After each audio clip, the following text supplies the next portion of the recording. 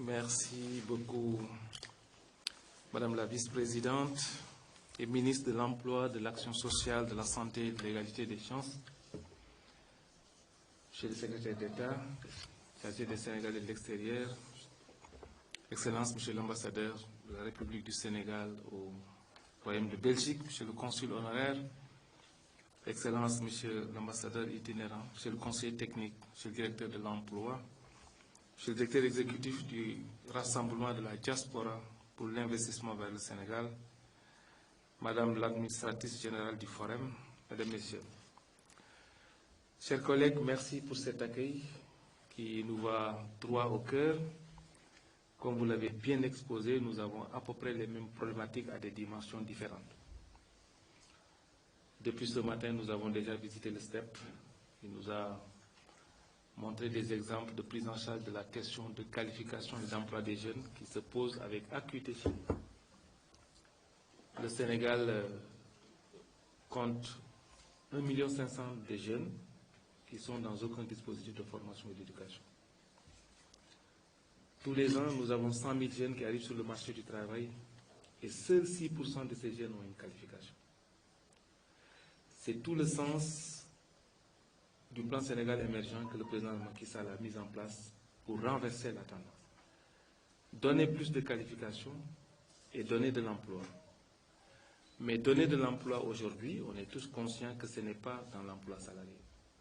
Notre tissu économique industriel est relativement faible.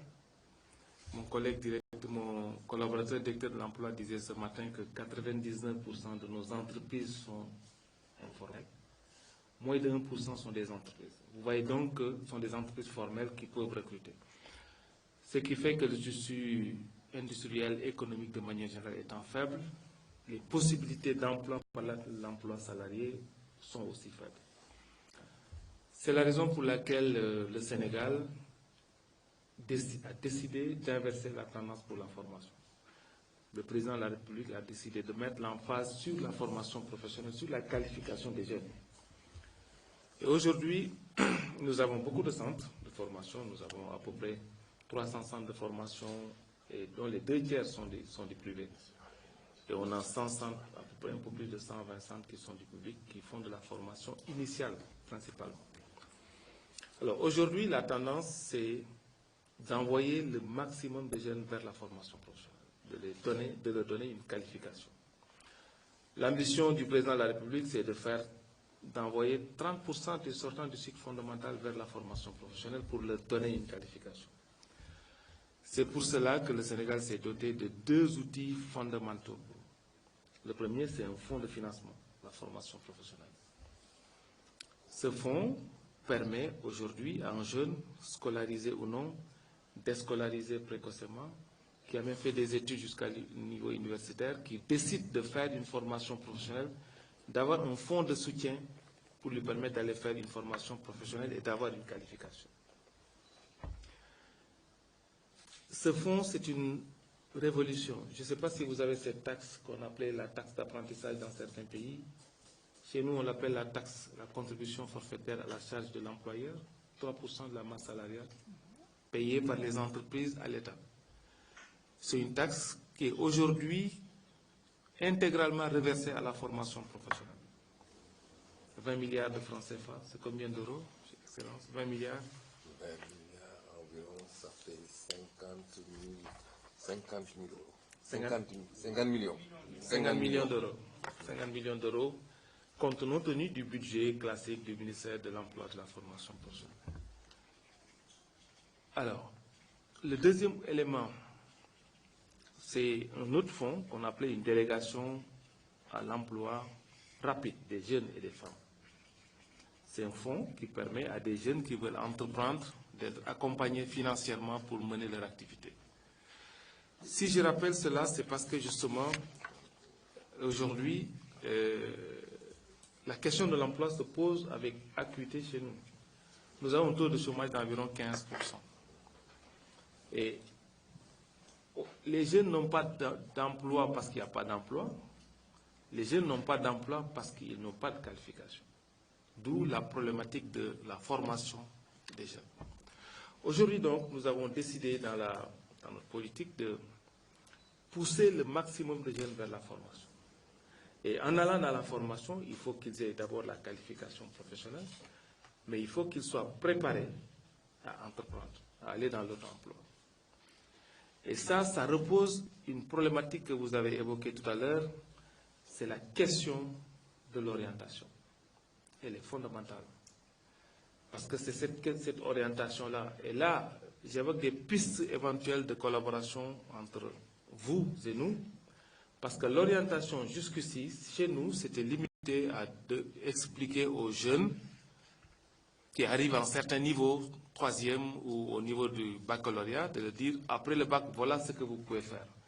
Mais c'était plus orienté vers les formations supérieures, classiques, littéraires, j'allais dire. Aujourd'hui, l'orientation professionnelle est une problématique chez nous.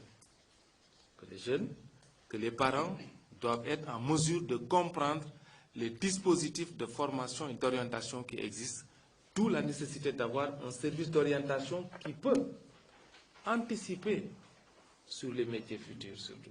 Je disais tout à l'heure à votre collaboratrice que c'est tout le charme du travail que nous faisons.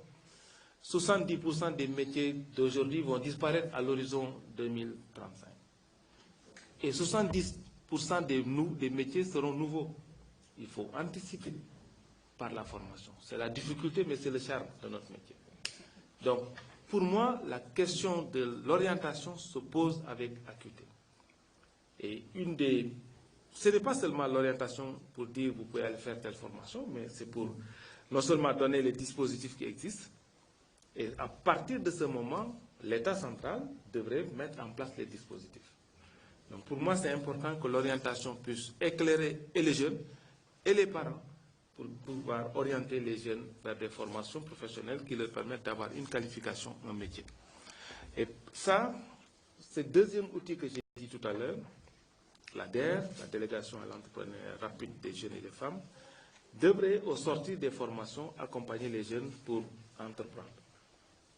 Donc, pour moi, la question de l'orientation, elle est centrale aujourd'hui. Nous avons pris des dispositions sur instruction du président de la République de décentraliser la question de l'orientation, de l'information dans nos régions. Au Sénégal, nous en avons 14. Alors, autre chose non moins importante pour nous, pendant longtemps, chez nous, nous avons fait de la formation professionnelle, on a donné des qualifications à très peu de jeunes. On a aujourd'hui 86 000 à peu près apprenants qui sont dans les dispositifs de formation au Sénégal. Pour une population où 60% ont moins de 30 ans. Population très jeune. C'est pour ça, malgré l'existence des dispositifs de formation, le président de la République vient de décider de construire encore d'autres centres de formation. 45 centres de formation de dernière génération dans chaque département du Sénégal. Ça permettra d'élargir considérablement l'accès à la formation professionnelle. Mais comme je dis souvent, ce n'est jamais suffisant de construire des murs pour l'accès à la formation. Il faut imaginer, en rapport avec des partenaires comme vous, des dispositifs de formation innovants, moins classiques que les murs. On ne pourra jamais construire assez de murs pour résorber le besoin en formation professionnelle. Donc il est important que dans ce dispositif tel que le forum que vous avez ici, qu'on puisse peut-être coopérer, collaborer pour pouvoir imaginer et mettre en place des dispositifs de formation moins classiques qui nous permettraient d'aller vite et bien dans la prise en charge de ces centaines ces centaines de milliers de jeunes qui arrivent sur le marché du travail tous les ans sans qualification. Alors, autre chose qu'on a décidé pour lequel ça va être intéressant de collaborer, l'orientation, c'est un pas, mais tout l'accompagnement pour donner à cette jeunesse non seulement la qualification professionnelle, mais les compétences pour entreprendre, qui était un peu le parent pauvre dans notre système de formation professionnelle. Le jeune rentrait dans le système de formation, il fait une formation, après, il a ses qualifications techniques et professionnelles. Et après, souvent, on lui faisait un séminaire d'une semaine, de 2 semaines, pour lui donner les rudiments de l'entrepreneuriat. Aujourd'hui, nous voulons changer de paradigme. Et que le jeune rentre dans le centre de formation avec son idée de projet. Et qu'il puisse traverser ces différentes séquences de formation avec son idée de projet et travailler concrètement sur cela dans le cadre de l'entrepreneuriat.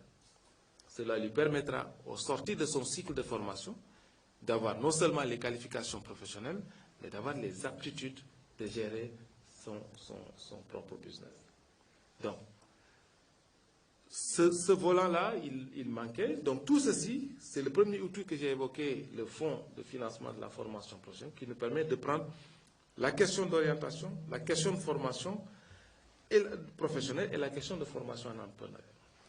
Ce qui, du coup, à la sortie de la formation, le jeune sort avec son plan d'affaires et intervient le deuxième outil que j'ai dit tout à l'heure, la délégation à l'entrepreneuriat rapide des jeunes et des femmes pour l'accompagnement non financier et financier. Un autre élément que vous avez évoqué, qui sera aussi important pour nous, c'est tout l'accompagnement, comme je l'appelle accompagnement, je dis coaching, au quotidien des jeunes qui sont formés professionnellement, outillés en entrepreneuriat et à la limite financés. Ce n'est pas suffisant. Il y a tout le travail d'accompagnement, de coaching au quotidien pour réduire le pourcentage d'entreprises mornées à la création. Donc pour moi, c'est des axes de collaboration, de coopération qu'on pourrait, compte tenu de l'expérience de la Wallonie sur ces questions-là, qu'on pourrait développer.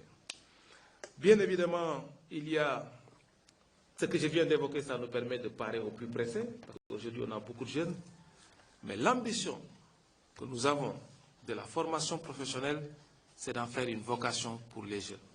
Et j'ai appris tout à l'heure avec beaucoup de bonheur que les élèves qui sont dans les centres de formation, qui sont dans l'éducation, ils viennent dans les centres de formation pendant un temps, pour apprendre, pour être initiés. Pour moi, c'est à moyen terme. À long terme, c'est un dispositif important qu'il nous faudra mettre, de créer la vocation chez les jeunes dès le bas âge. Et cela devra passer par cette fréquentation de ces jeunes élèves des centres de formation comme les centres de compétences. Je pense que ça aussi, on aura aussi besoin, quand on aura mis ces dispositifs, comme je dis, formation professionnelle, formation en entrepreneuriat, accompagnement non financier, accompagnement financier, coaching, parallèlement développer ce volet de développement de la vocation de la formation professionnelle chez les jeunes Sénégalais. Je pense que sur ces éléments, on pourra régler la question de l'employabilité de nos jeunes.